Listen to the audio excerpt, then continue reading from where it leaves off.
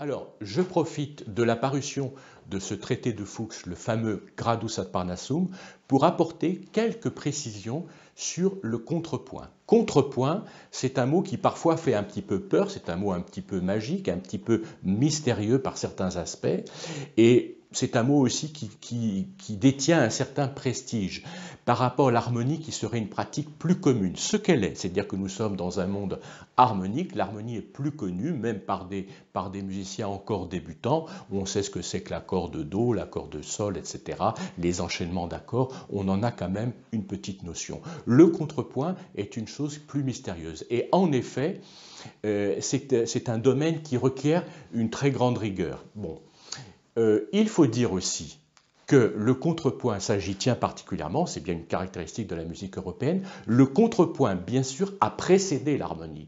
On pourrait même aller jusqu'à dire, mais je ne le dirai pas, qu'on devrait faire des études en commençant par le contrepoint et en finissant par l'harmonie.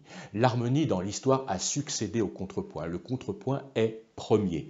Bien sûr, on ne le fait pas pour la raison que j'ai énoncée précédemment, c'est que notre monde est naturellement harmonique, notre monde musical est naturellement harmonique, et commencer par le contrepoint serait sans doute, pour des débutants en musique, une chose extrêmement, pas forcément ardue, mais un peu rébarbative. On a envie de rentrer directement dans ce qu'on connaît, c'est-à-dire la matière harmonique. Bon. Je signale, sans l'évoquer avec trop de précision, ça pourrait demander une vie entière d'ailleurs, et Dieu sait qu'il y a des traités là-dessus, je vais évoquer donc l'histoire du contrepoint. Il commence dès les époques comme le XIIIe siècle, à l'école Notre-Dame de Paris, c'est quand à l'école Notre-Dame de Paris, mais également à Limoges, à Saint-Martial de Limoges, on le sait par notamment les travaux de Jacques Chaillet. Je ferme cette parenthèse, c'est-à-dire que les chantres ont commencé à chanter non pas la mélodie chantée par la communauté qui était le fameux chant grégorien, qu'on disait chanter una voce, je le dis un peu à l'italienne, c'est du latin, ça ne veut pas dire une voix mais d'une seule voix. La communauté chantait d'une seule voix, la même mélodie. C'est ce qu'on appelle la monodie. Monodie, c'est-à-dire un seul chant.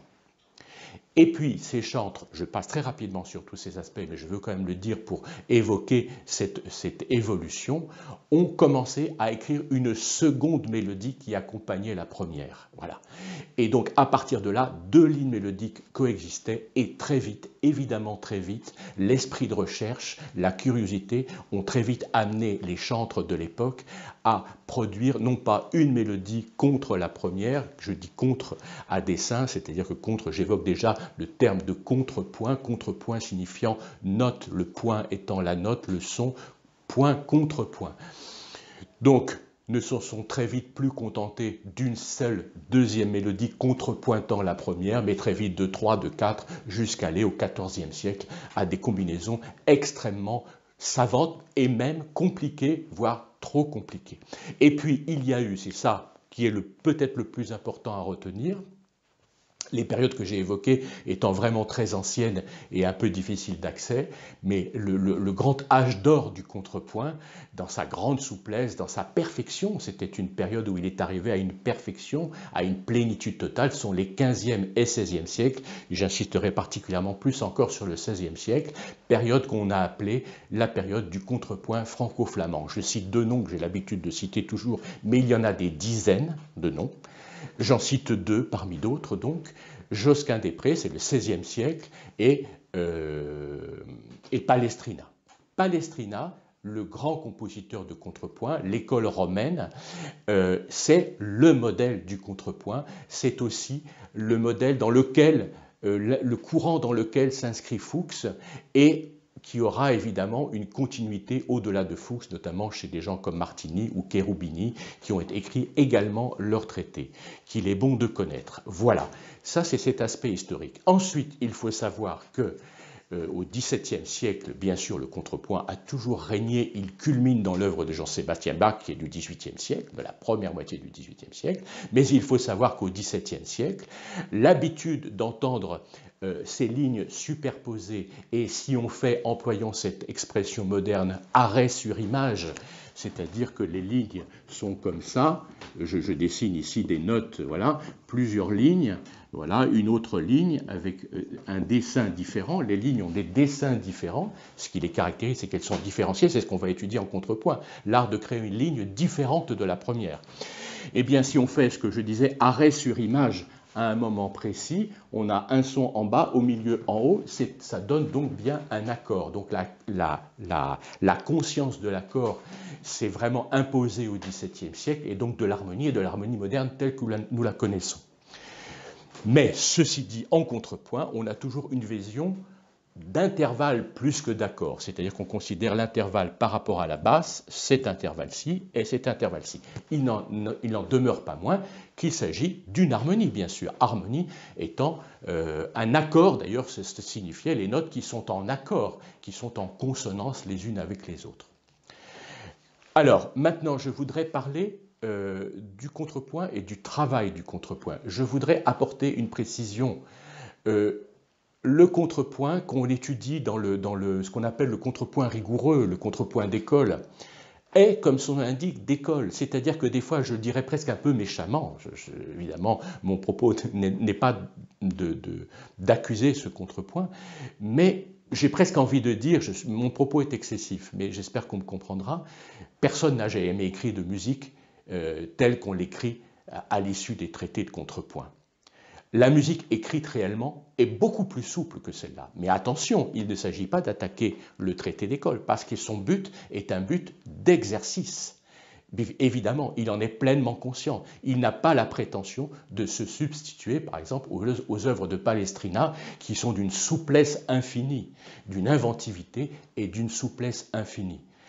Le traité de contrepoint donne un espèce de cadre, j'allais presque dire de carcan, parfois ça l'est un peu, qui est assez rigide, dans lequel l'élève s'exerce et se confronte aux difficultés d'écriture. Voilà, c'est un peu ça. Donc à la fois j'en dis presque un peu de mal quand je dis que personne n'a écrit ça, mais j'en dis du bien parce que cette pratique permet de comprendre la validité de cette règle. Sinon la validité, bien sûr la validité, ces règles sont valables, mais leur cohérence et leur raison d'être profonde. Ce ne sont pas des règles imposées de l'extérieur, ce sont des règles de bon sens la plupart du temps, sinon toujours d'ailleurs. Alors je voudrais dire aussi autre chose.